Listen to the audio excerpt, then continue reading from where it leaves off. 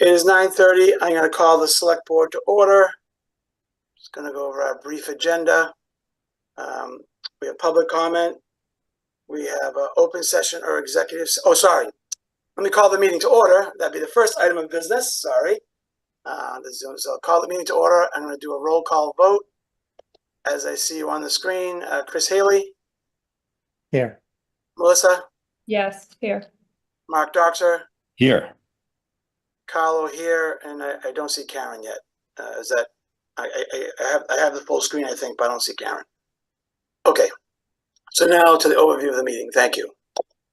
So we have open session or executive session to discuss OML complaint filed by John Sullivan on June 15th. And then we have a little housekeeping on VASC, just moving a few people around. And then we have appoint someone to the Killam School Building Committee, or reappoint, I guess. And then we have another OML that was filed by John Lippett that we have to respond to by the 16th. So even though we have a meeting on the 16th, it has to be, the reply has to be before that. So we're going to have another meeting and we'll discuss that. So we'll go right to the motion for open session or executive session. Excuse me, Carlo. Did you want to do public comment first? Oh yeah, God, I'm sorry. I'm all friends with this thing. Yes. How many do we have for public comment so I can set up a time schedule? Jackie. How are you? Oh, raise hand. Okay. Yep. I see 3 so far. Is there any more?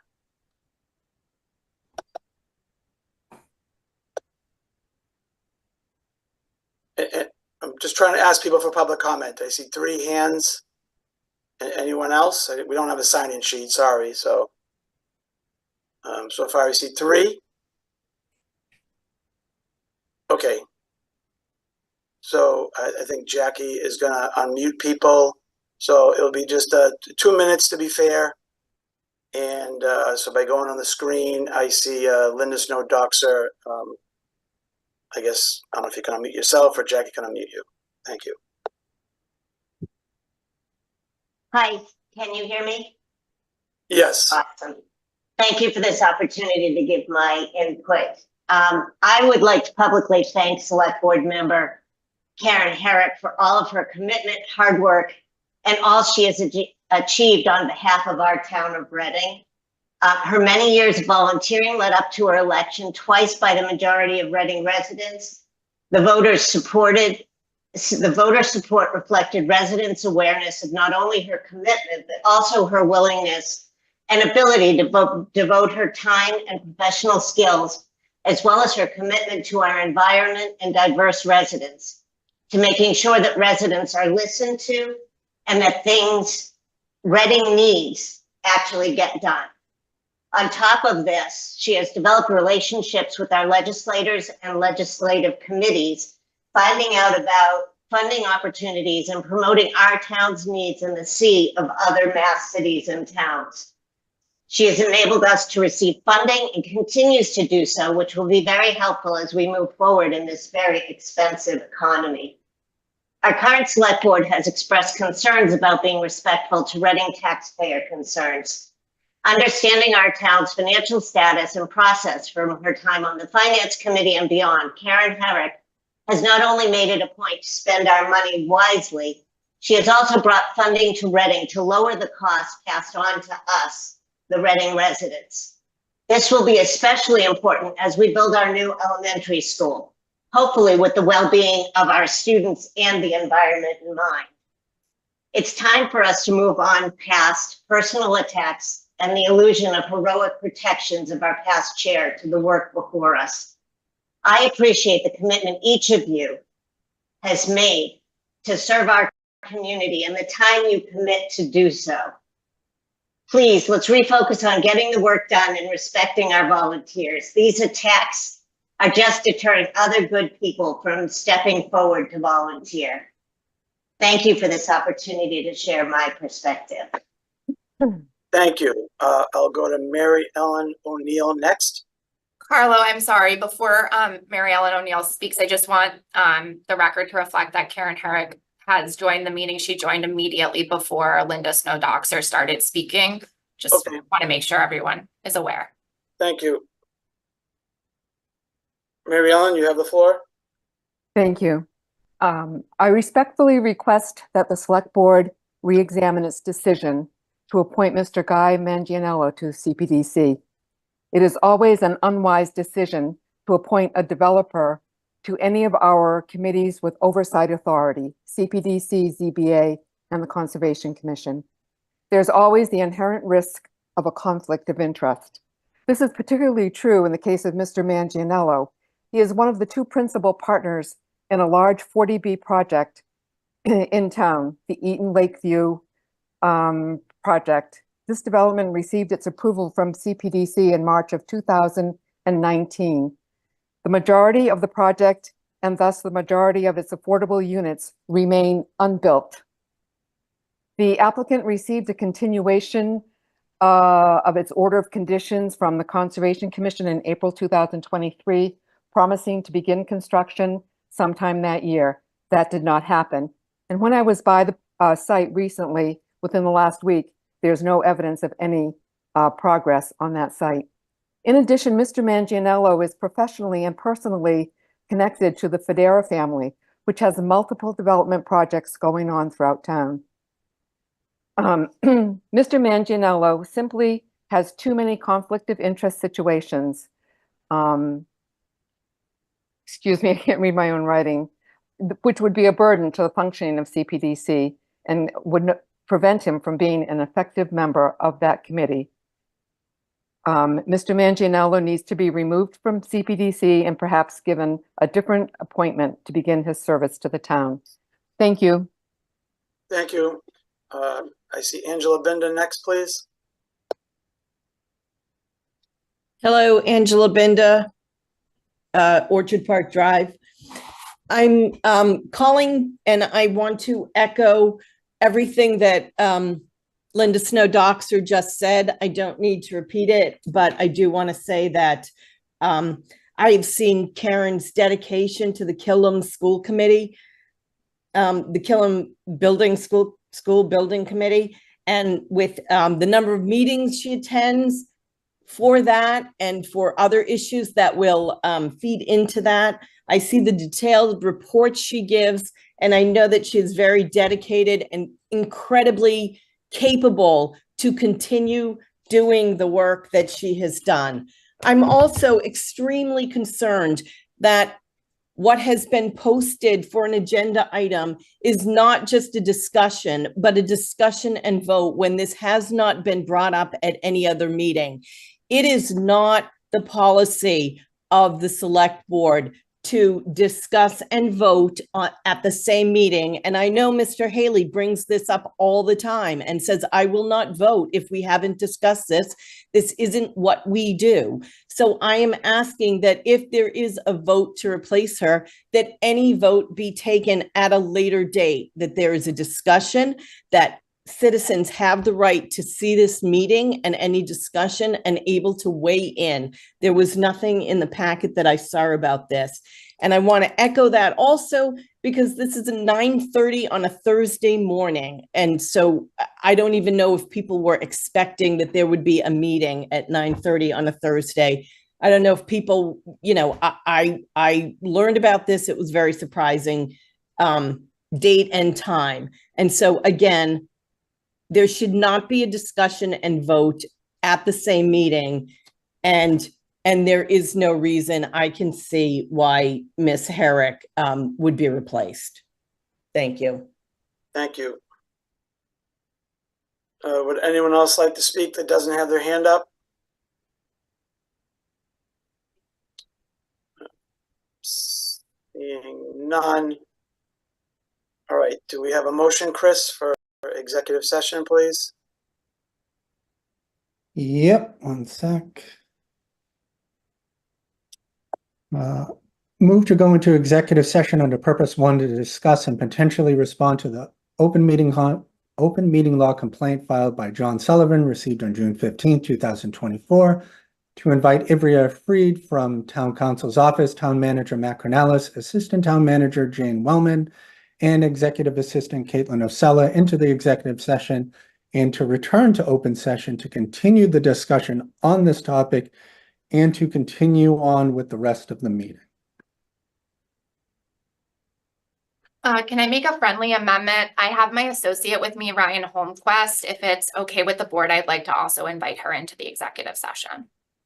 Sure, thank you. Does anyone else have an issue with that? I don't have an issue with that. All right, seeing none, thank you, Ivrea. Mark, you were muted. I think you were gonna say something. I was gonna, sorry, thank you. I was gonna second the motion.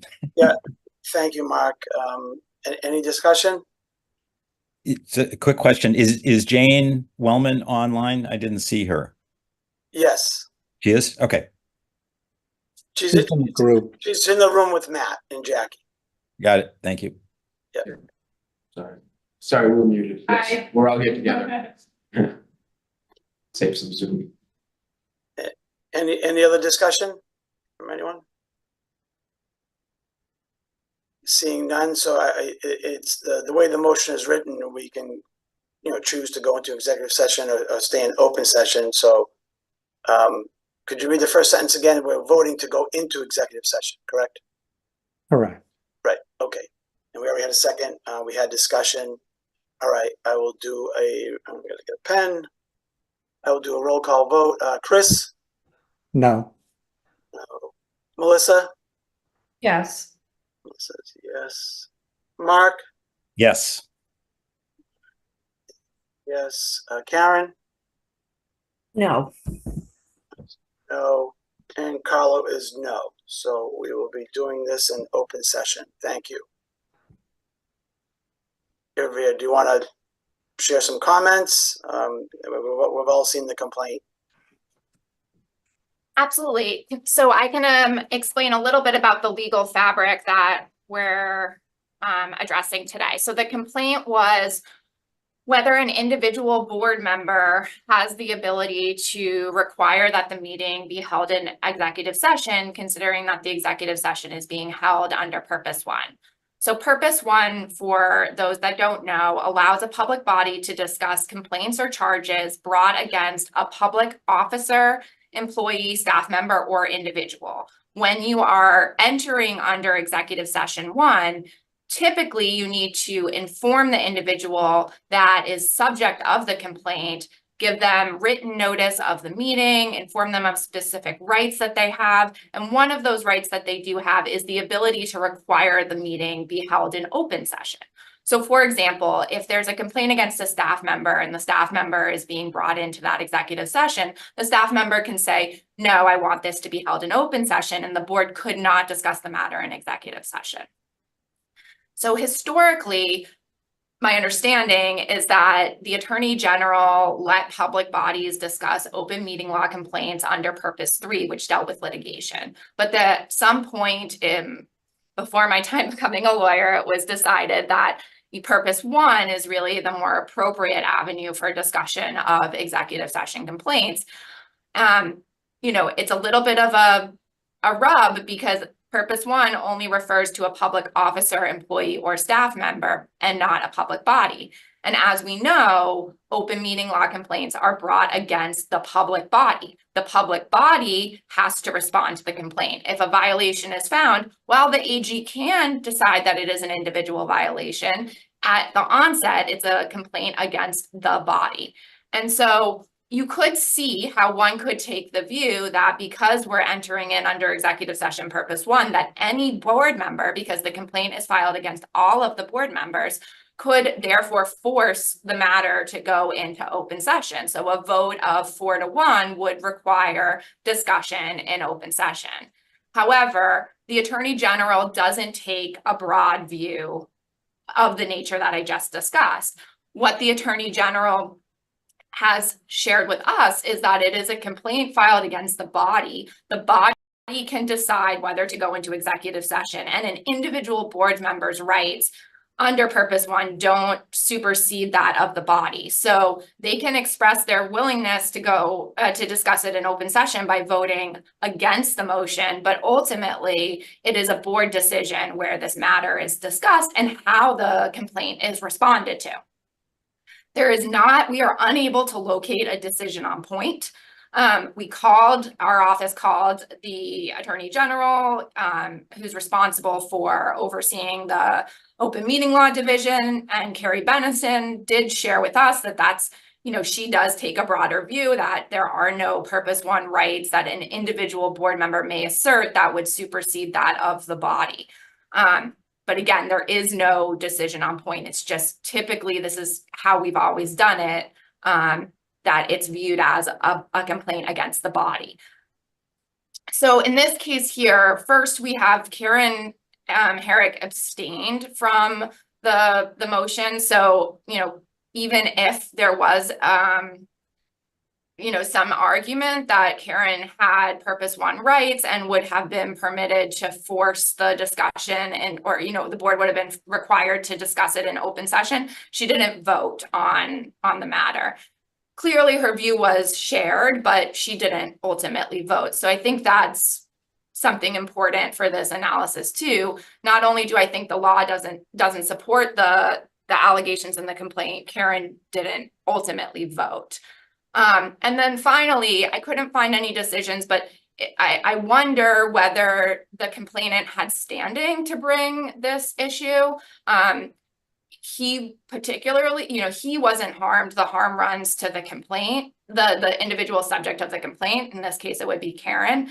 Generally, the Attorney General views that any member of the public has standing to bring a violation under the open meeting law. But I just sort of wondered whether there was another kind of question there around standing.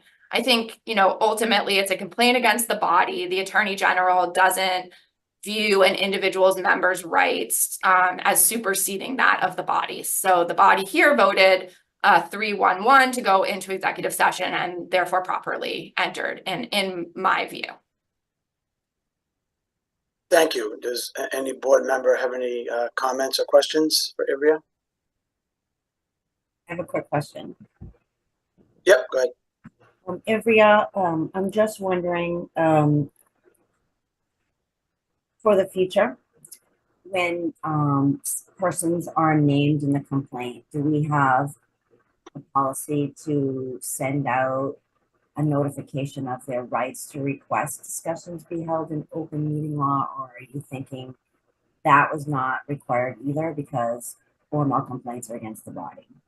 Yes. So Ryan, which is why I invited her here today, Ryan spoke with the Attorney General about this because historically the practice has always been across all municipal law attorneys, we never notify board members of the rights. And Carrie Benedin said that that's right. You don't have to send an express notice like you would to an employee. The board member does get notice. They have to receive the complaint. They have to receive the agenda. And so that's sort of, we're unable to locate any decision in which she kind of puts that in writing, but that's the advice that we have received from her office.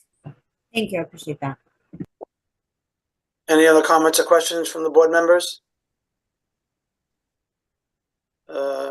Seeing none, I don't have any questions. I think Ivrea spelled it out correctly.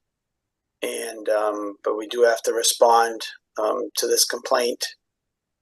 And we need to do that in a timely manner. And that's why we're having this meeting in the morning to accommodate our schedules. And Mark is away and was nice enough to come to this meeting being away and accommodating us. So public comment is over, but I see John Sullivan's hand up. I don't know if we need to address that. He's the one who filed the complaint. So legally, there's no obligation for you, Carlo, to allow members of the public to speak, including the complainant, during this portion of the meeting. So I defer to you as whether or not you want to allow members of the public to speak. I'm just going to move on. Thank you. Oh, I see Linda Snowdoxer has a point of order in the chat. Linda, Can I? Yes, can I speak? So when I was on the school committee, we were actually considered a type of employee. I can't remember the exact term right now, but we were called employees and held to the standards of employees. I was under the impression the select board is under the same status. So I was just wanted to ask Ivrea about that employee status for elected volunteers. Thank you. Yeah. So, Linda, you are correct. So under the state ethics law, all public body members, including school committee members and select board members, are municipal employees for purposes of that law. When I was talking about employees, I was talking about, a paid employee, like a teacher. If the school committee was going to talk about a complaint against a teacher, they would, give that teacher specific notice. Now, the Attorney General has taken the view, or at least has expressed publicly on occasions, that, notice is not required to members of the public body subject to the complaint, because they are getting it through the requirement in the statute that the complaint be circulated amongst them, and then also they get the agenda themselves. So the point really is more about what notice is required under Purpose 1, and not whether or not it's an employee versus a public official. Thank you. Thank you, Ivrea. All right, so is the board, I don't know, we got a board discussion about the response. It seems like from town council that the complaint that was filed is, to me, not valid. Based on what I've heard, so I guess that's my take on this. I'm not an attorney, but it does definitely make sense to me. So I'll defer to anyone else who wants to speak on the board to comment and how we respond. Mark? Thanks, Carlo. So I understand kind of what Ivrea has described. In some sense, I guess it doesn't make complete sense to me. And the Attorney General seems to have taken a position. I think that we have, look, we should be respecting the rights of the people in the town, individuals, whether they're board members, not board members. I'm concerned when we say, well, we don't really have to. Yeah, you can have a formal hearing. You don't have to give notice. You don't have to do any of these other things. It just doesn't sound right. And the Attorney General's point, it hasn't come up before, apparently. So I wouldn't be comfortable kind of saying, yeah, just don't worry about it. I would be much more comfortable thinking about us saying, hey, we don't think that we did anything wrong here. However, we will be very cognizant of it and thinking about it in the future. I guess being more reflective about it. I think that's the right response, as opposed to kind of saying, hey, we don't need to worry about this. Just push past it. Can I make a point, Carlo? Yeah, of course.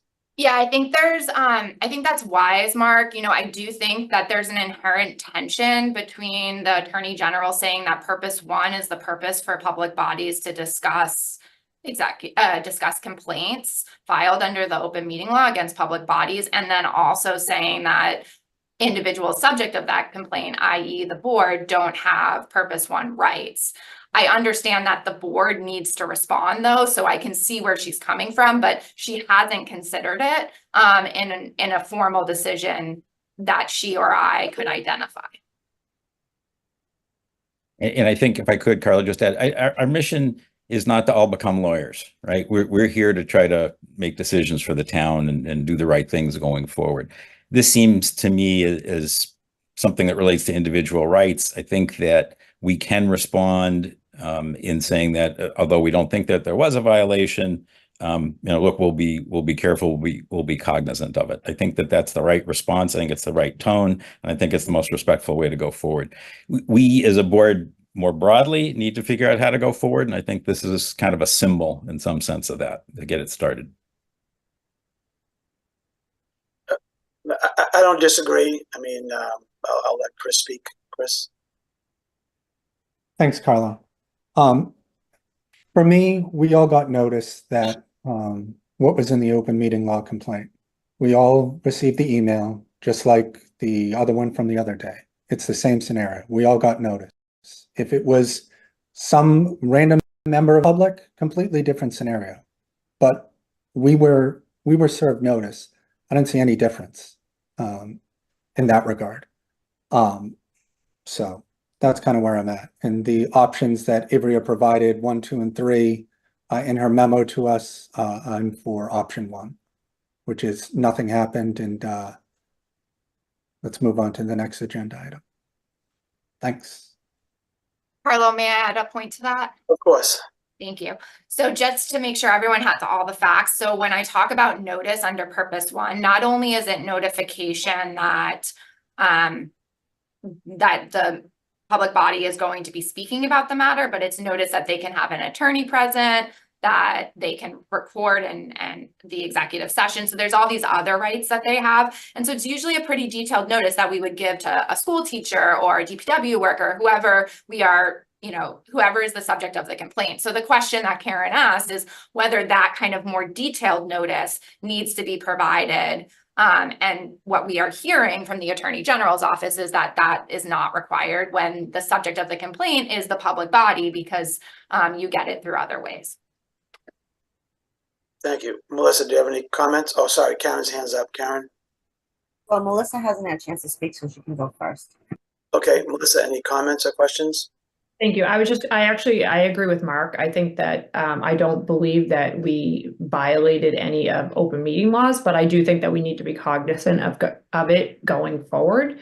I do have one question, and I think Ivrea has kind of already answered it, but when open meeting laws are filed, even if they name the individual board member, it still is against the entire board, correct? Correct. So the Attorney General, in issuing their decision, can find that it was an individual violation. However, the ability to fine or to impose sanctions go to the entire board. And this body can't decide, you know, can't make that decision for the AG. The AG makes the decision of whether it's an individualized violation. Okay. But it's a complaint filed against the body. Okay, great. Thank you for clarifying. Okay, Karen? Thank you. I would like the board to move on and do the work that we were elected to do. I'm inclined to agree with Mark's approach. I do, however, I would also like to suggest that as a courtesy and an abundance of caution, that we in the future provide anyone who is specifically named in open meeting law complaints with the notification, as Ivrea just elaborated, that they have the right to request the discussions be held in open session, and even to have an attorney. I wasn't aware of this. There may be boilerplate disclosure that we could do. I think it would be good policy to let people, not just true employees, but also special municipal employees, know about their rights. This was very new to me. And I'd also like the record to show that we have some comments in the chat. I do recall that in past open meeting law complaints, we have allowed the complainant to speak in our meetings. And so I would like to be consistent, and however, I defer to the will of the body. Thank you. Carlo, may I respond? Sure. So whenever the board discusses a complaint against that's been filed against an individual, not the body, the individual, we absolutely provide the purpose 1 notice that you just talked about, Karen. That is something we make sure our office does. I work with Matt. He has a standard template, so that happens.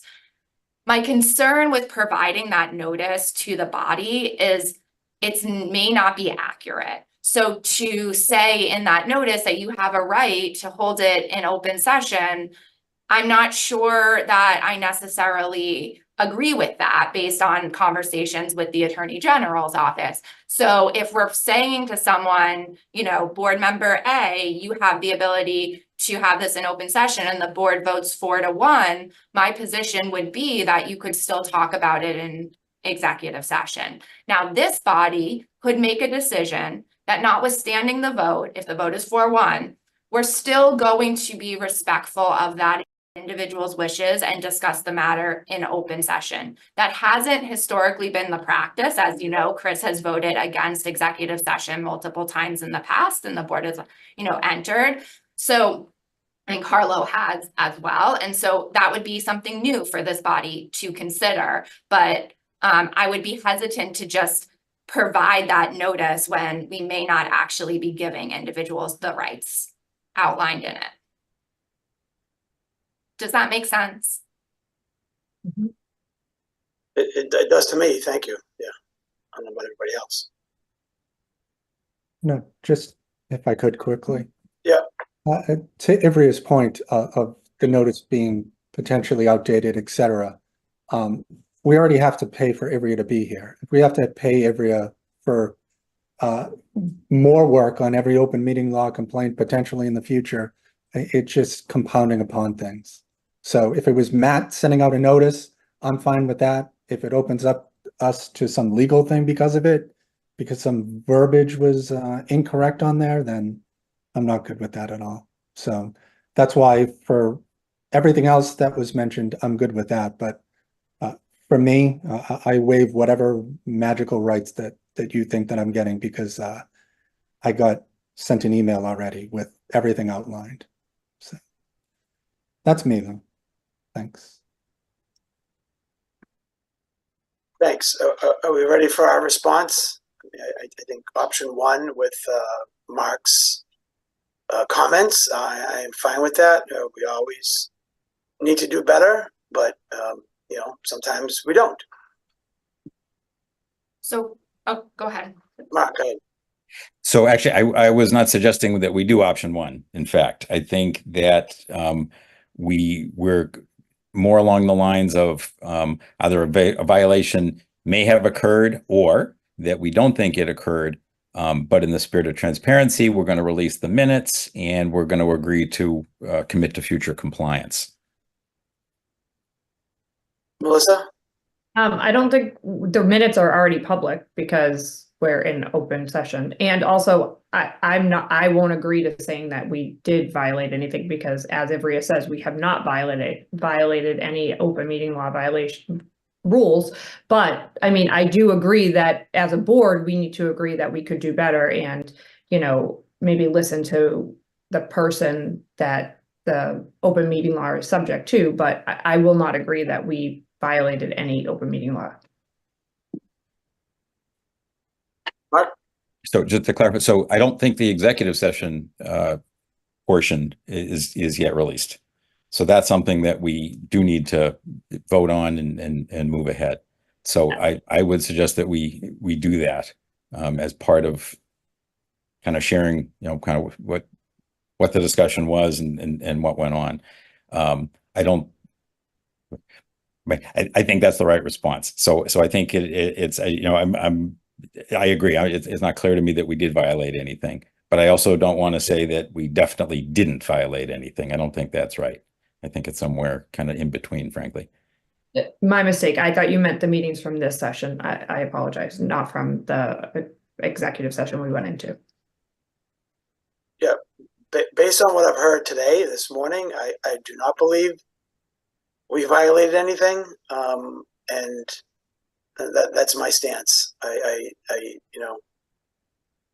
I'd like to move on, but I don't want to cut anybody off. If anybody else wants any, final comments from the board, I think we did not, in my opinion, we did not violate open meeting law. And as far as the minutes go, we can release those separately, but that doesn't have to be part of the complaint.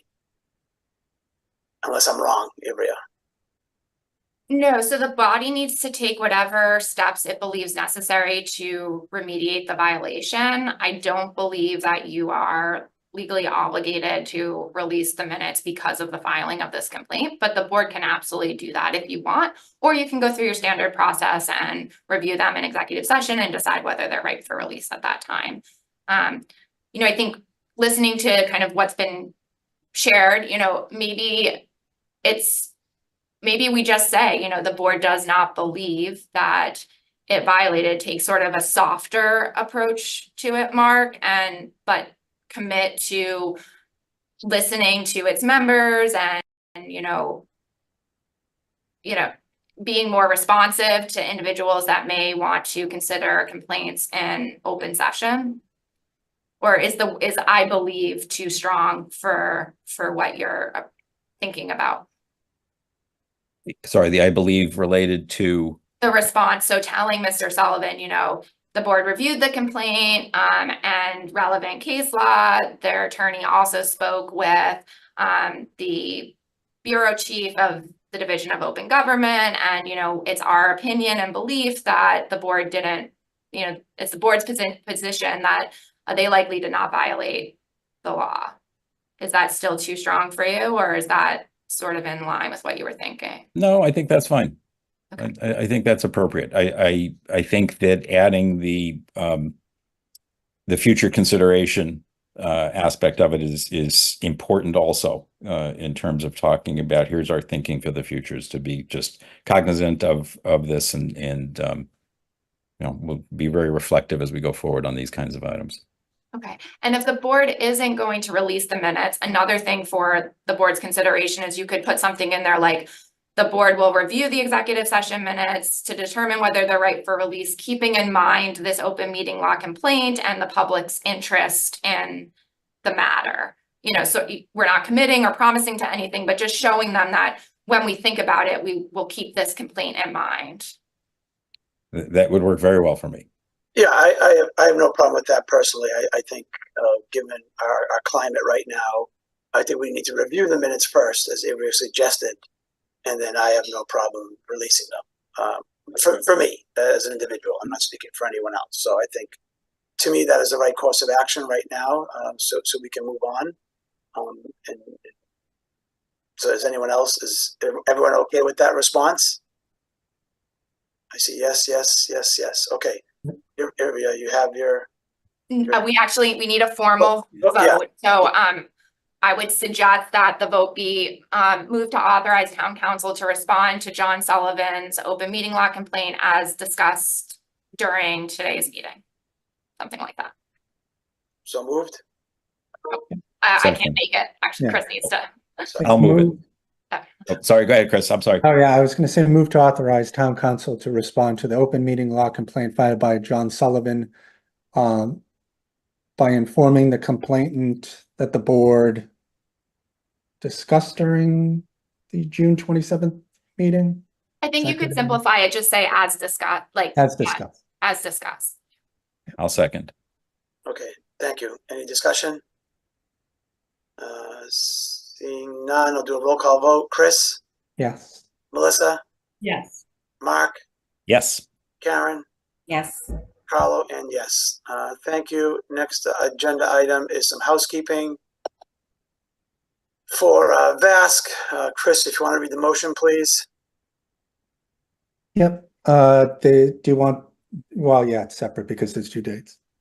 Move to appoint John Castrinos to a full member on the Trails Committee with a term expiring June 30th, 2027. Second. Any discussion? What is, if I could, I'm not aware of why we didn't do I this. can explain if you want. If you could, please. Thank you. So you originally appointed them, John to an associate member and David to the full member, and they wanted to be opposite. David wants to be, John to be a full member and David to be associate member. Okie dokie. We just felt that a vote was appropriate. Thanks. I'm sorry, do we have a second, or that was the question came first before the second? I'm sorry. Melissa seconded? All right, so Melissa seconded, Chris had a question. Any other discussion? Seeing none, all right, roll call vote. Chris, Yes. Melissa, Yes. Mark, Yes. Karen, yes, and Carlo, yes, 5-0. Next motion, please. Move to appoint David Whiter to an associate member on the Trails Committee with the term expiring June 30th, 2025. Second. Second, Melissa, any discussion? Seeing none, roll call vote. Chris, Yes. Melissa, Yes. Mark, Yes. Karen, yes, Carlo, yes, 5-0. Thank you. Next agenda item, I'm just gonna exit out of my screen. This is the Killam School building, discuss rationale for replacing the current select board member representative of the Killam School Building Committee, and to consider and vote to nominate or appoint a new select board member to the Killam School Building Committee. I'm trying to stick with the same order of things. Do we have a motion for this, Chris, or do we not have a motion for this? We do. It is, I can read it and then we can discuss, but it's moved to appoint X as the select board member designee to the Killam School Building Committee. Okay, yeah. So, all right, so we'll move on from that. So I will open it up to discussion, and we have I'm not gonna call that the motion because we don't have a name attached if we get there, but I'll open it up to discussion from the board. Karen? Thank you, Carlo. I would love to understand, I believe this was your agenda item. I'd love to hear from you why this was necessary. There's no technical reason that this vote and this discussion would be necessary.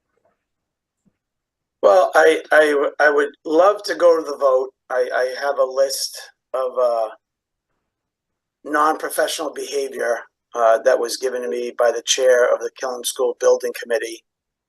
I would rather not read it out loud, but I'd rather go to the vote. But if you want me to read it, I would do so. I'm trying to, I guess, be nice. But since you're on the Killam School Building Committee now, I have no problem saying what I have in front of me. But I'm just gonna give you the option, I guess, if you want me to say it, or if we can just go to the vote. I don't know what to say. This is news to me. Yeah, I don't know where we go from here. It sounds like you're asking the board to reconsider their designee who's been serving in this position based on just trust me. No. I'm prepared to read what I have. I'm giving you the option if you want me to read it or not. I have bullet points, and then I have detailed descriptions of what has occurred. So that's why it says rationale on the agenda item. I'm not trying to be spiteful. You might think it is, but these are grievances that have been brought up to you, and it's been ongoing. So I have them. I'll leave it up to you if you want me to read them. So point of clarification, I just previously said that I have no knowledge of this. What conversations you may have had with the current chair of the Killam School Building Committee. And so I think you're going to lay it out. You're going to need to lay it out. You would need to, I'm happy to address concerns, which I will be hearing for the first time, which also lends credence to, should we be violating our policy or going against our normal policy of voting in the same meeting that we bring up a situation? And again, it is concerning to have a select board member bring in some conversations that they may have had on the side, substantiated or not, that have not been brought up to the select board member in this manner. It doesn't seem to be a good way to work with your board members. But I'm happy to, my plan today was to, if this was the reason for this agenda item, I am happy to go through all of the work that I've been doing since I was appointed by this board, by a majority of this board. I don't remember if it was 5-0. So I'm happy to go through that. We have a new member who may not be aware of the full history of what this project has entailed and the effort and successes that I've brought to the table. And so again, I have not received any calls from the chair of the school building committee. I am aware of some concerning actions that were taken, not necessarily on my part in the past. And I'm also happy to talk about them in public in public today in order to make sure there's full transparency for the community, if that's the way you'd like to do it. Yeah, Mark? Thanks, Carl. So, there are two things I want to talk about. One is from a process point of view. I think that if there are questions, concerns about a situation, we should have a process whereby board members are familiarized with some of the issues that are going on, have a chance to explore, discuss, respond, whatever. I think you can't do that kind of, I'm going to call it online. You can't just kind of, not without preparation, walk into that. I think we need to have some background to be able to explore, understand, what's happening. There's another side of the process problem where we can't be in a situation where we're trying to be judge, jury, and executioner. I find that very troubling as a process. If there is an allegation, a concern, a complaint, it should be discussed. In fact, it should be discussed first with the individual involved, number one. If there are other issues or continues, then it can be discussed further. And then if this body is being asked to take some action, I think this body needs to have some time to understand, process, discuss, and see what action, if any, it may want to take. Having this kind of come forward this way without any background didn't really allow us to do that. And then the part about vote was kind of a second piece that again, we typically don't do that. If there were something that it has to happen today or else, then we've made a few exceptions to that. I appreciate that. I don't think that's the situation here. I feel very unprepared and concerned from a process point of view that this just isn't right. It feels like kind of taking something and just kind of driving it to a conclusion just so we can say we did it. And I feel very uncomfortable with that.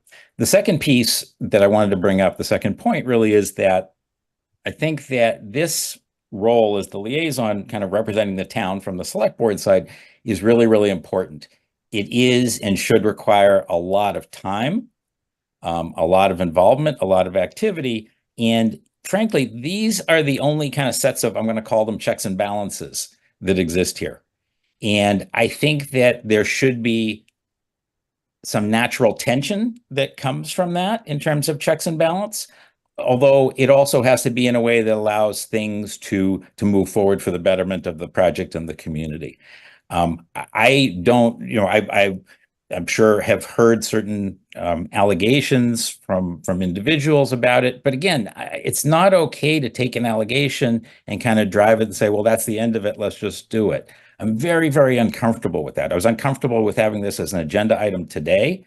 And I'm uncomfortable even more so with the notion that the vote was added to it. I think that that's really, from a process point of view, not okay, and really counter to kind of sharing everything that's going on with ourselves as a board, as well as with the community.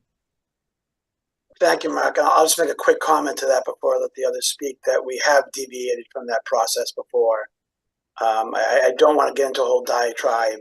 We have done discuss and vote on the same night before. I know what you're saying. It's better if we do discuss and vote, but we have done things where we discuss and vote in the same meeting, in the same night, where we weren't fully prepared and not everything was disclosed. It was disclosed at the meeting. So I agree with you, I also disagree with you a little bit. And I am trying to move this forward. And if we don't vote today, this morning, we don't vote. But these things that I'm about to say have been discussed and have been brought to Karen's attention. So it's, again, I'll let the other board members speak, and then we'll sit back and absorb it all. So Melissa? Thank you. For me, I would, I don't want to be disrespectful to Karen, but I need a little more background. So I would kind of like to hear what you have to say, and what some of the issues may have been. I also, I don't think that Karen's completely shocked by this, considering her statement at the school committee meeting the other night. She knew there were issues when Jackie was chair. She knew there was, this was brought to Jackie's attention. She said that the other night at the public comment at the school committee meeting. But for me, I do need a little more background information on maybe some of the issues that have been going on. Yeah, and that's what I would like to hear. Thank you, Chris. Thanks, Carlo. I agree with Karen. Her dedication, not only here, everything else in general for the last 20 years or so. I will never get to that point.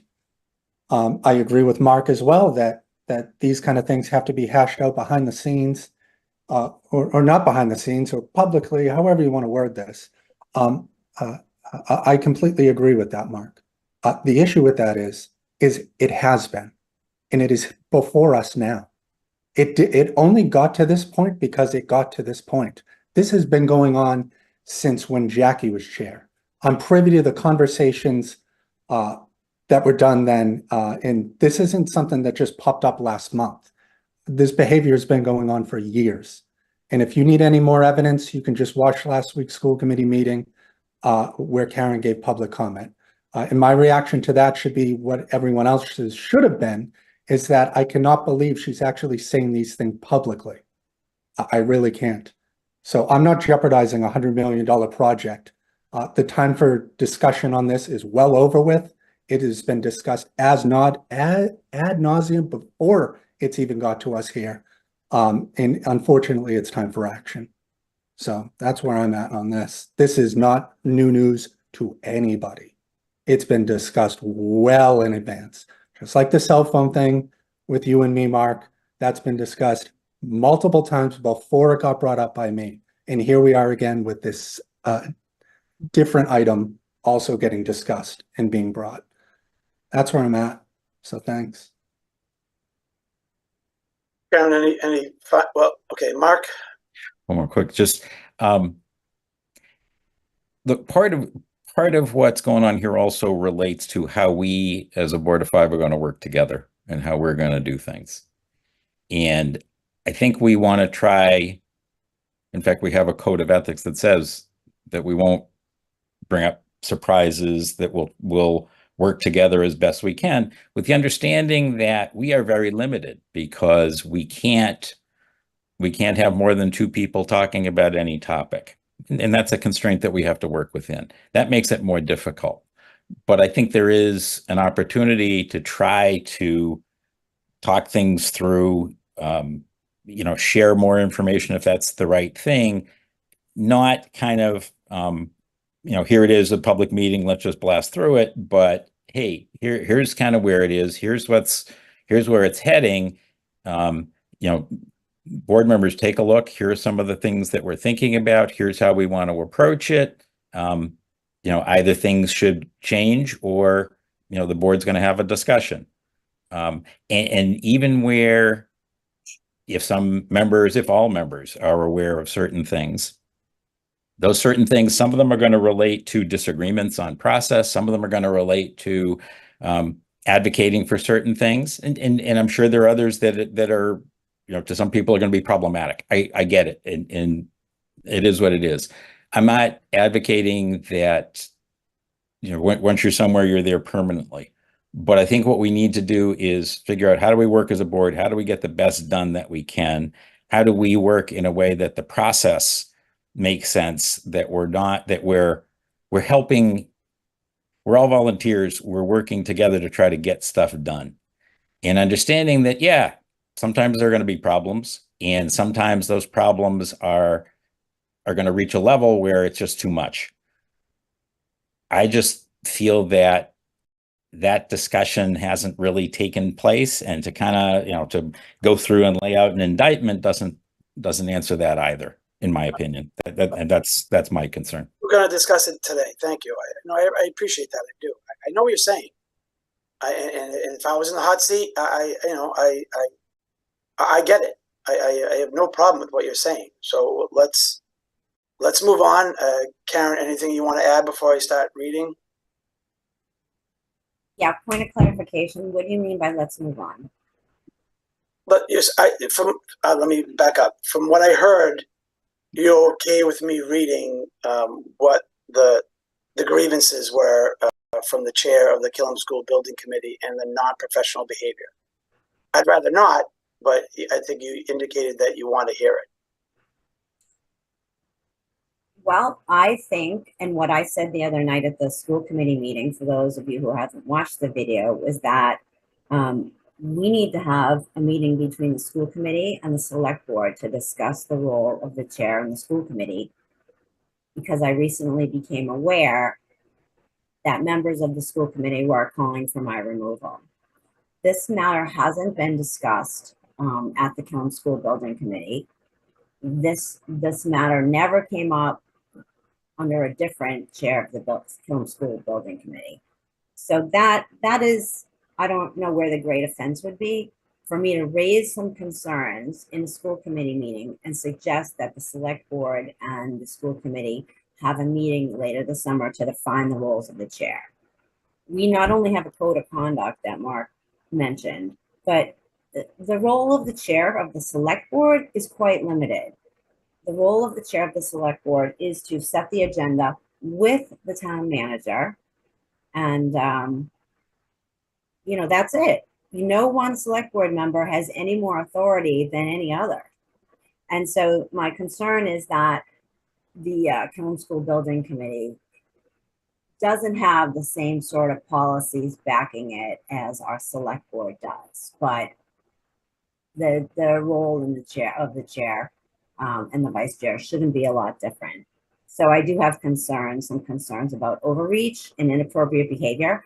And I did not name anyone, and I didn't think that it would be appropriate to just ask for an agenda item and start discussing it in a select board meeting. But I do think we should have a meeting to discuss this. And the Killam School Building Committee needs to weigh in as well. All right, I'm a little confused. Do you want me to read the bullet points or not? So let me understand. Let me just follow this. So you read the bullet points and you allow me to respond with my concerns. And then we leave this as it was suggested so that all board members feel like they're educated about the concerns, and we vote at another time.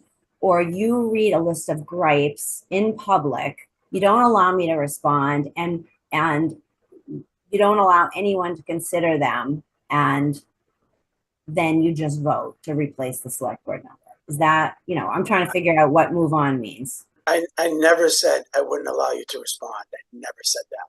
Okay, well, that's good to know. I appreciate that. I asked you, and what I mean by I'd rather not, because they're not glowing comments and glowing behavior. So I'm giving you the option to just go to a vote. If you don't want that option, I will. I've heard from Mark. I've heard from Melissa.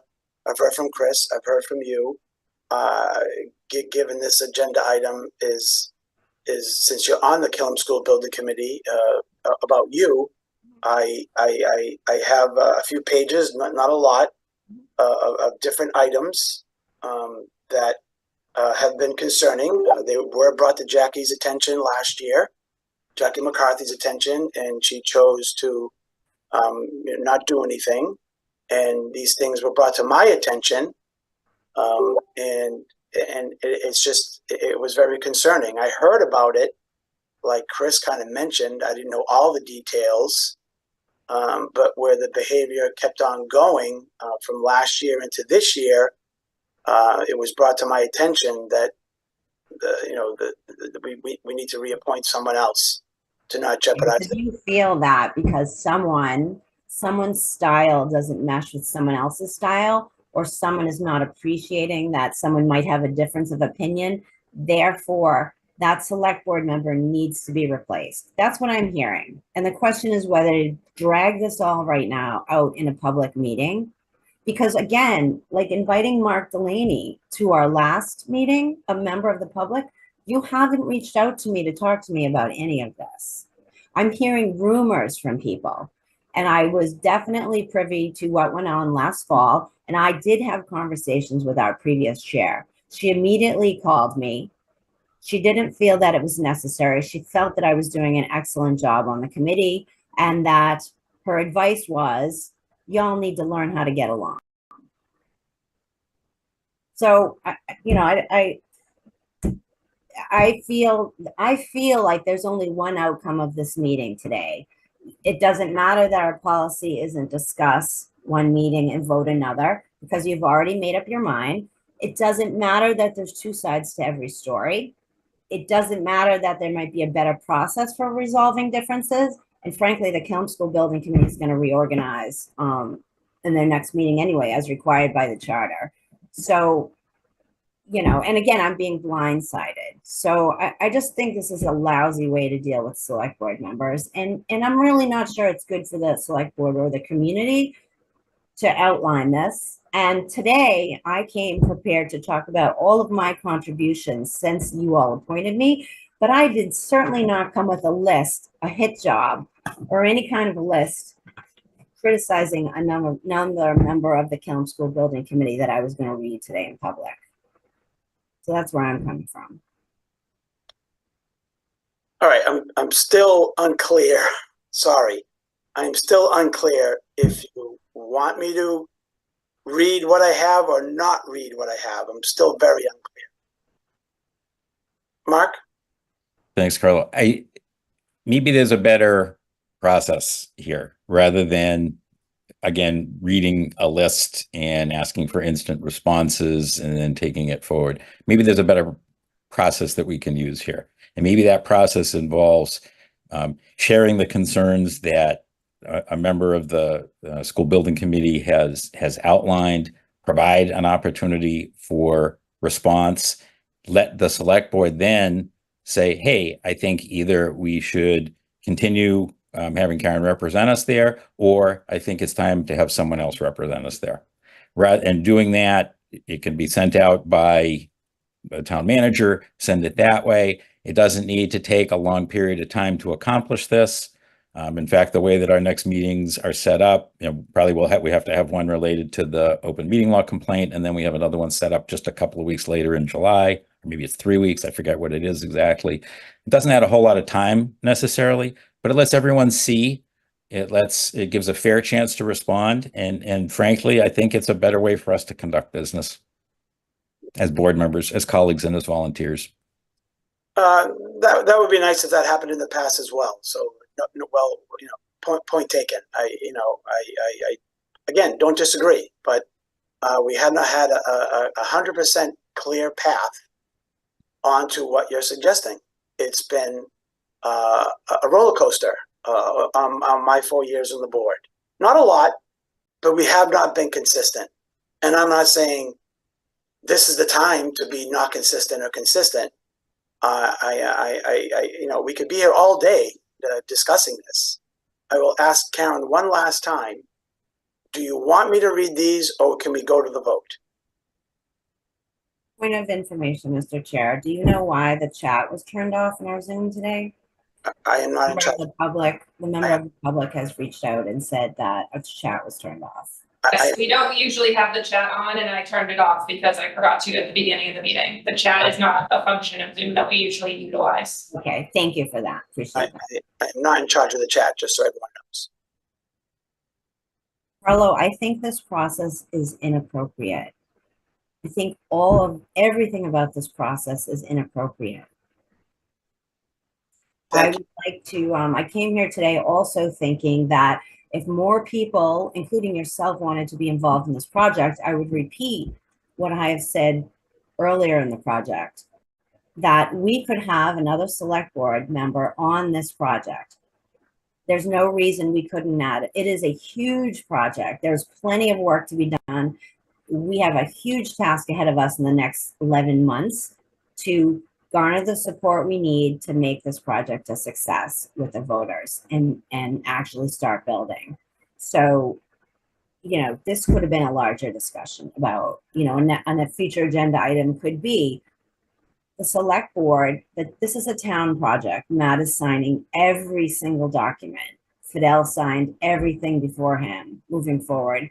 It's a great collaboration. The schools define what the educational requirements are. Our designers help us build a school that will meet those requirements that hopefully we can afford. But the town is running this. The town is the town owns, I don't want to say too much. The town is responsible for getting this building built. And so the select board has a huge role in this project. Does anyone else want to be on the Killam School Building Committee? Chris? Well, I was going to say yes, but I do have comment as well, but it's up to you how you're handling things. I mentioned it 3 times. It doesn't seem like we're going to get anywhere. So I'd like to, Melissa had her hand up earlier. Sorry, Melissa. Sorry,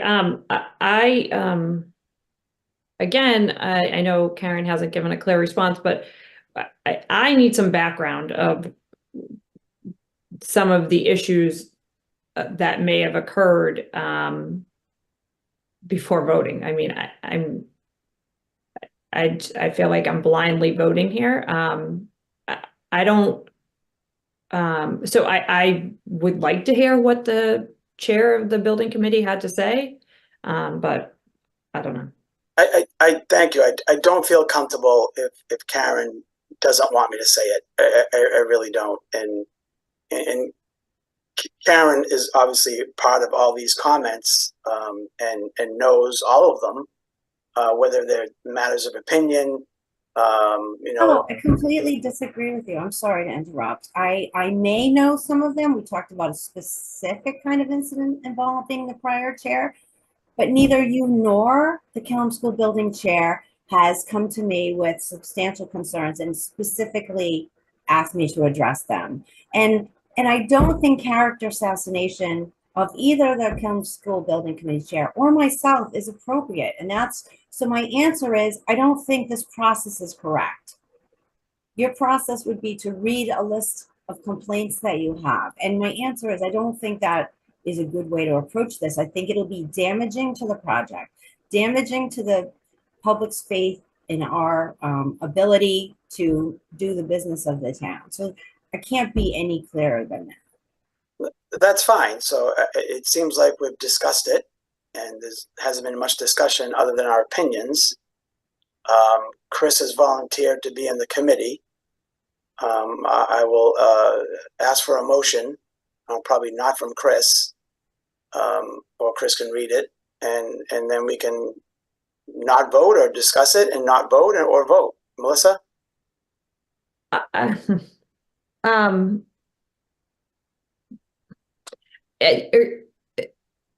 Are these differences of opinions between the chair and Karen? Are these issues of behavior? Are these overreaches of the position on the committee? I mean, I'm having a hard time. I need more information. Like I need to know what's going on. It's behavior and overreach. It's behavior and overreach and being late many times. It's behavior and overreach. Karen, you can't be shocked. You're Wow. late to every one of our meetings. I mean, don't be shocked by that. And also I have, this. Okay. Yeah, again, you're bringing allegations. Hold on, Chris. I have documentation, so they're not allegations. Chris, you have your hand up? Yes, thank you, Carlo. I referenced one of the issues back at a prior select board meeting, I think during future agendas or something. And not that one incident in particular is going to sway anyone's opinion one way or the other. Of course, that's not going to happen. But there is an email from Karen Herrick that included the superintendent and Carla Nazaro threatening to go to the Attorney General over a drone photograph. And you can shake your head no, Karen, but it exists. You said, I'm not sure how the Attorney General is going to feel about this. That is in an email to the superintendent, Carla, and maybe Matt or Jane, I forget who else was on it. That exists. So you can explain yourself why that is okay behavior to comment on a drone photograph being a problem. I'll let you explain that. That's just one basic one that I'm privy to. But all of this has been happening for months, if not years. Whatever Carlo is going to read, I've been privy probably to half of what's coming out. And it's for anyone to be shocked and blindsided, etc. Most people would take corrective action after a couple or so different things being pointed out, especially when Jackie spoke with you. But we're at this meeting because it hasn't been corrected. It hasn't. I don't know what else, I don't know what else to say. We're here because we're here. Karen, good. Thank you, Mr. Chair. I'd be happy to provide that email. There was no threat. I have it here in front of me, Karen. I have it here in front of me. So again, but nobody's seen it. It's. I'm sorry, can I just interrupt? Sorry, You sent Carlo. it, Karen. You sent it. Carlo. So Carlo, can I just say something? So I haven't seen this email, but I do want to just caution the board, individuals that believe there's been something illegal occurring should feel comfortable and have a right to report that. I don't know the situation, but I just want to make sure we're not saying that No, individuals that, okay, Not illegal, not illegal. No. Okay. It was an email that Karen sent, like Chris said. And, again, I haven't been authorized to say all these things, and I'm trying to be respectful as a select board member. Hopefully someone would treat me the same way in a different scenario. But we could go we could take all day for this. This meeting was scheduled for the open meeting law complaint, and we're going to have another one, as Mark referenced, unfortunately. And we had to add a few things to the agenda. So Mark had his hand up. Mark, do you have a comment? I do.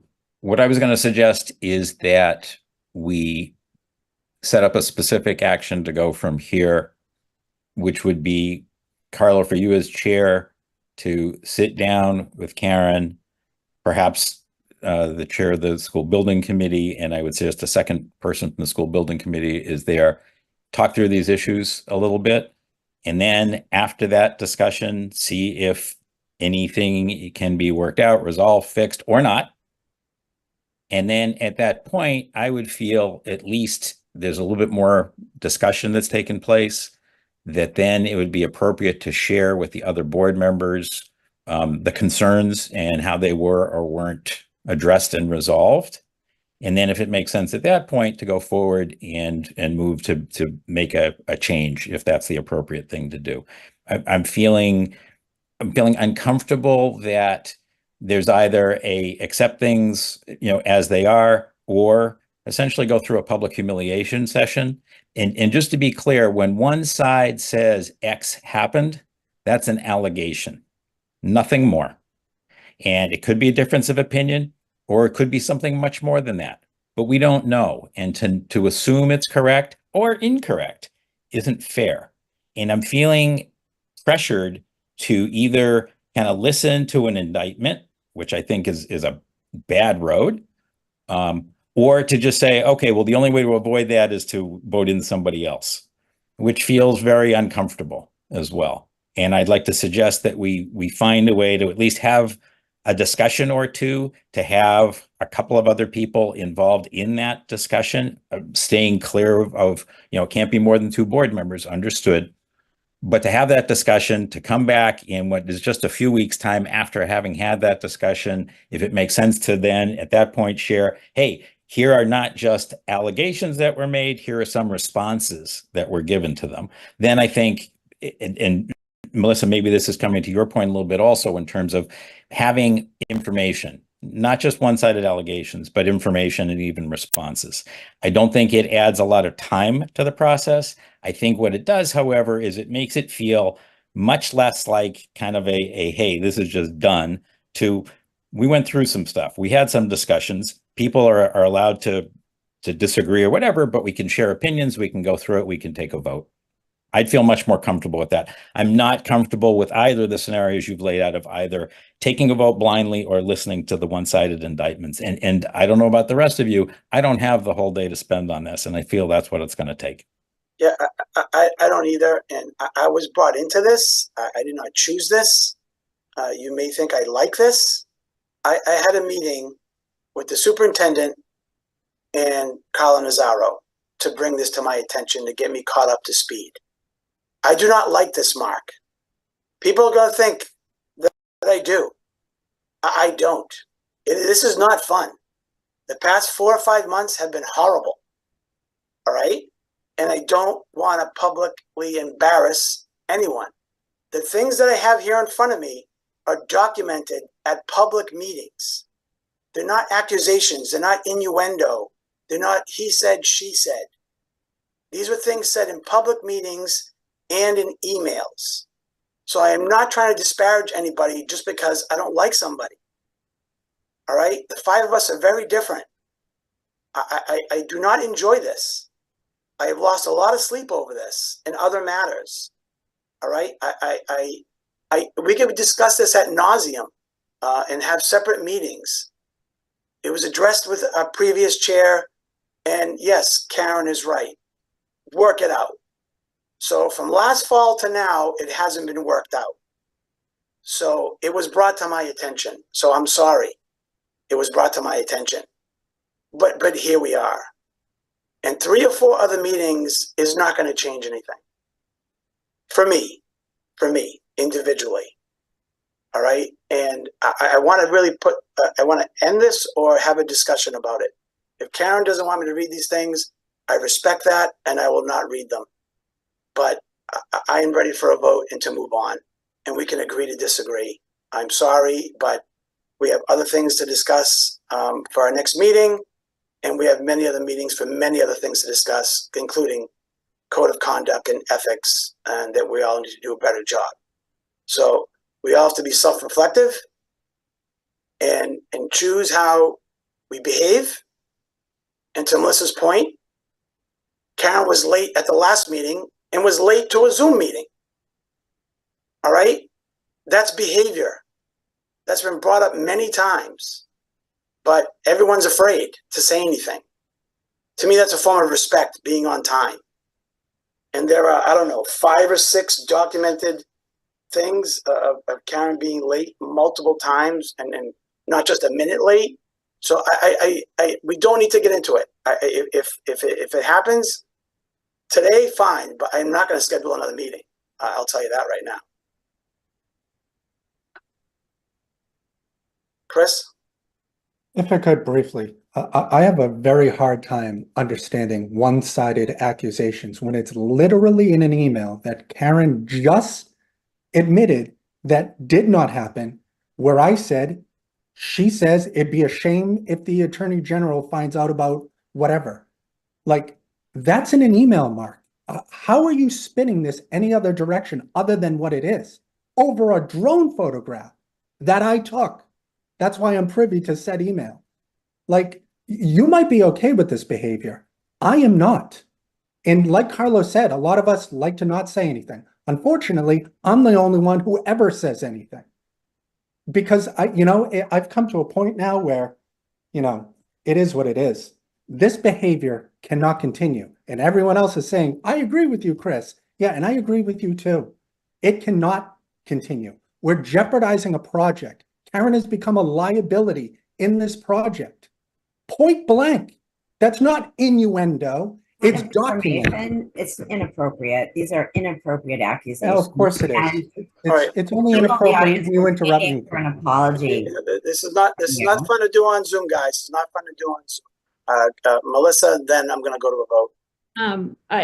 You say it's inappropriate to do that, but I also think it's very inappropriate that you lied to the AG, and now as a board, we are going to you can be shocked all you want. We have the proof in the PRR of Jackie McCarthy's text messages from you. So as a board, now we're going to be subject to maybe a fine because you lied. So please don't say that things are inappropriate. You seem to have no problem pointing fingers at other people and their inappropriate actions, but not yourself. Thanks, Melissa. This is You're what, your fourth meeting? Mhm. Thanks for accusing me of lying to the AG. It didn't take It's not very accused, it's Thank not you. being accused, and we have the proof. Actually, We all have. it is, and I You go- take offense You at got the this packet too, behavior. Karen. Karen, you got the Okay, packet. okay, Chris raised his hand. Does anyone else want to be in the Killam School Building Committee? Seeing none, let's have a motion, Chris. 1 second, everybody sent me a new one. Move to rescind the board's prior designation of Karen Herrick as its designee to the Killam School Building Committee and appoint Chris Haley as the board's new designee to the Killam School Building Committee. Second. Second, any discussion?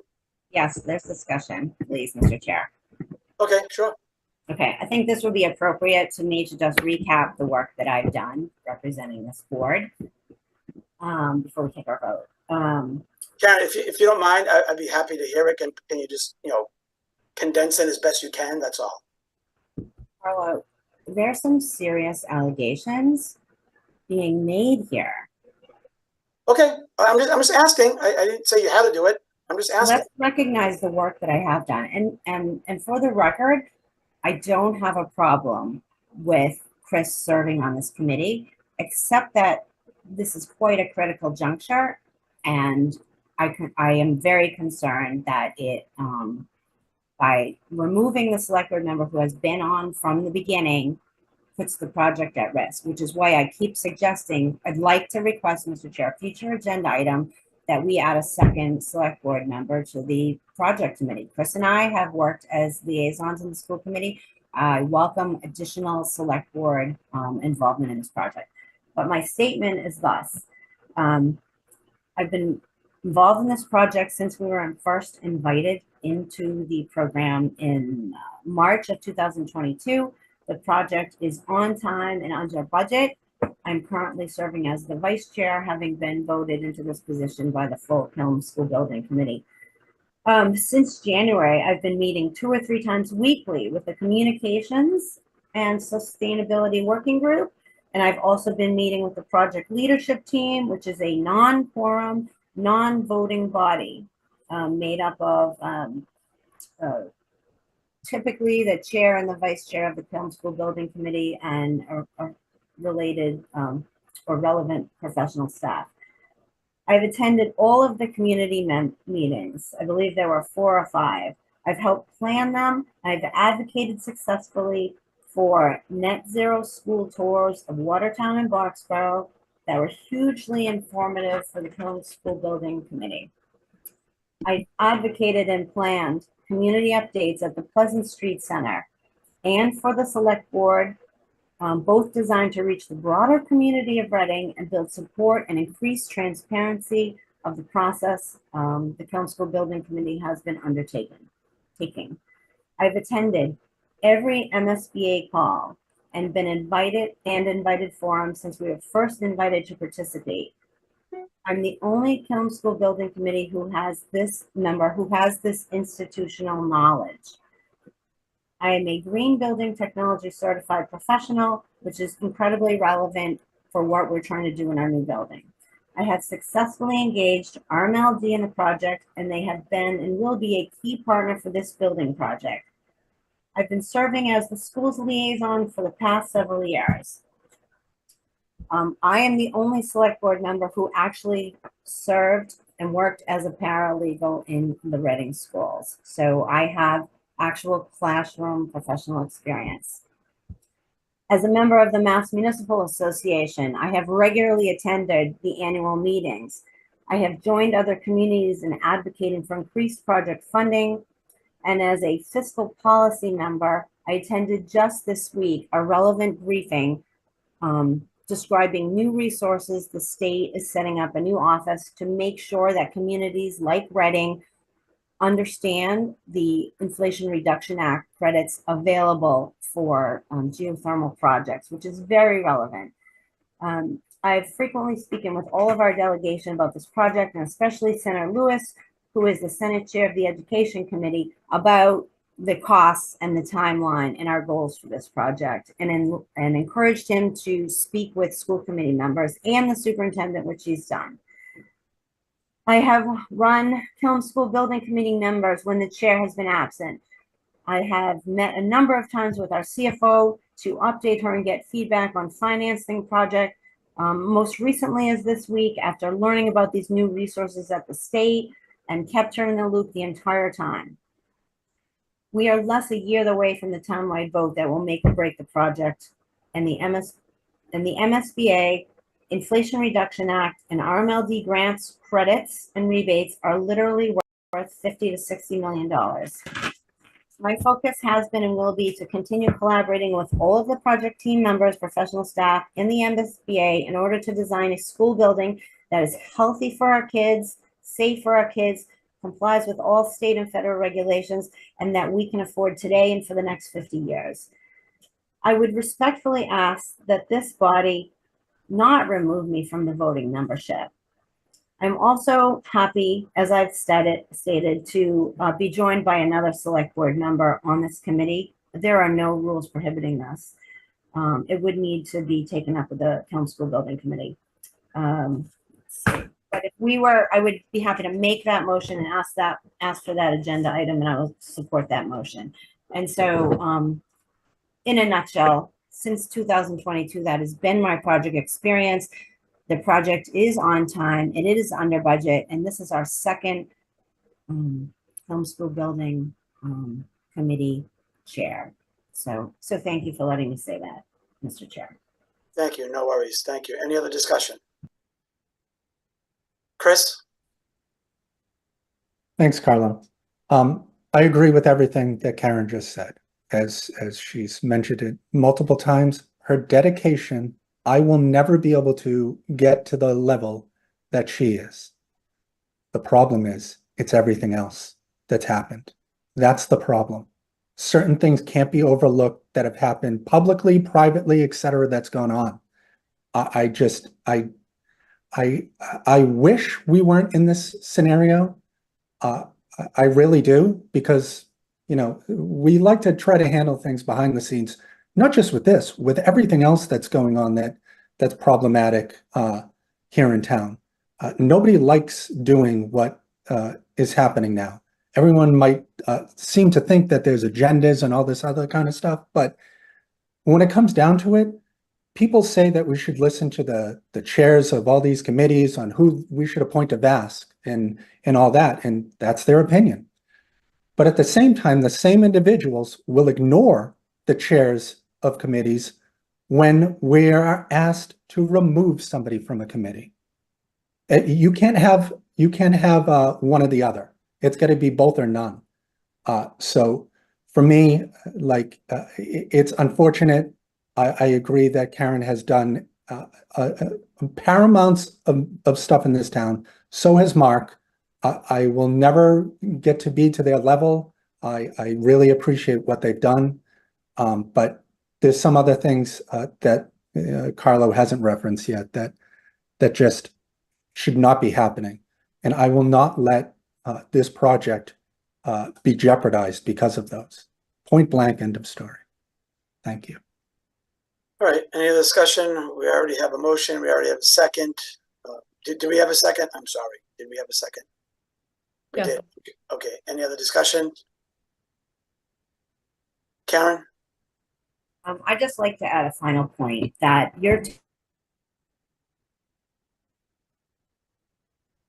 Karen, you froze for some reason. You're frozen. this project, I will. Wait, Karen, you were frozen for like 5 seconds. If you want to start again, you were frozen. Sure, appreciate that. So this motion is to remove me from the committee, meaning, whoops, can you hear me? Because Yes. We can hear you. sorry. So if you remove me today, I will be unable to vote on forward progress on this project. So that's clear.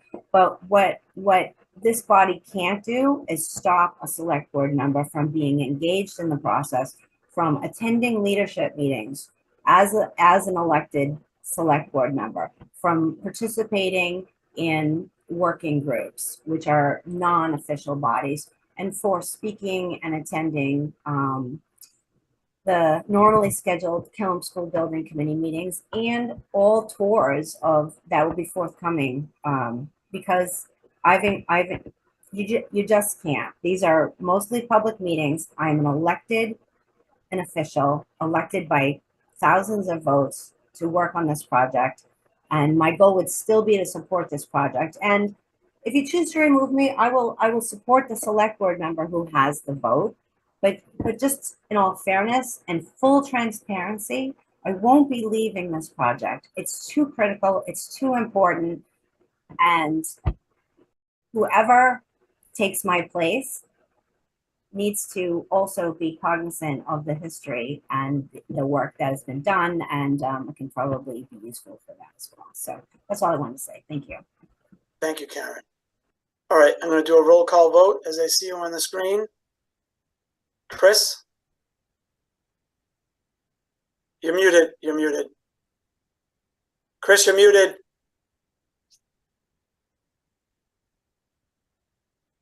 Sorry, I was just saying, can I just reread it so everyone's aware? All right, please do. So it was moved to rescind the select board's prior designation of Karen Herrick as its designee to the Killam School Building Committee and appoint Chris Haley as the board's new designee to the Killam School Building Committee, which Melissa seconded. All right. So that is what we're, We yeah. we had a discussion. Thank you. Yep. Chris? Yes. Melissa? Yes. Mark? No. Thank you. Karen? No. And Carlo, yes. Thank you. All right, next agenda. Communist Russia, communist Russia, Next, communist Reading. next agenda item is schedule. So it's just a matter of what our schedule is. We know the 4th of July is next week. I will be out of town myself. I will be coming back. I am coming back on the 6th, so I suggest we have a meeting the week of the 8th. If everyone can pull out their calendars, mornings are still an option. It'll be one agenda item as best I can, unless something else comes up. But the week of the 8th, we can do it in the evening as well. I think I have a CPA. Let me just check my notes. I think I have a CPA meeting, I think. You guys can discuss. Sorry, I'm just looking up something. I'm good any day that week. If it's preferential for nighttime, I know Mark had his stuff going on this week or something and couldn't make nighttime stuff. So I'm good. I just can't do the 9th. Thank you. I just can't do the 9th in the evening, unless we do it earlier. It shouldn't be a long agenda. I have a 7:30 CPA Community Preservation Act Committee at 7:30 on the 9th. But if the 9th works, I'm okay with doing it 6 or 6:30. I don't see this being a long agenda item. I saw a thumbs up from Mark. Melissa, what's your schedule? The 9th in the evening works for me. At 6 p.m. or 6:30? Is that okay? Either. Karen? The 9th? As far as I can tell, that works. Okay, so I am gonna, an email will be sent out for the 9th, Tuesday at 6:30. And that will give me plenty of time to have our meeting and get to my next meeting. Thank you guys for that. And unfortunately, we have another open meeting law complaint from Mr. Lippett that was filed several days ago. Hopefully you all got it. And we have to respond by the 16th, which doesn't give us enough time to do it at that meeting. So thank you all for this morning. Avery, do you have any comments? I think we're good. I don't think you have any comments. No, I was just saying that the 9th works for me at 6:30. So sorry, but my No, it's fine. my I know. apologies. My apologies. My apologies. I'll entertain a final motion, please. Motion to adjourn. Adjourn. Sorry, Chris. All right, Chris got it first. Mark, you can second if you want. I'll second. All right. Thank you. Roll call vote. Chris, Yes. Melissa, Yes. Mark, Yes. Karen, Yes. Carlo, and yes. Thank you guys. Have a good week. Bye, thank you. Have a good one.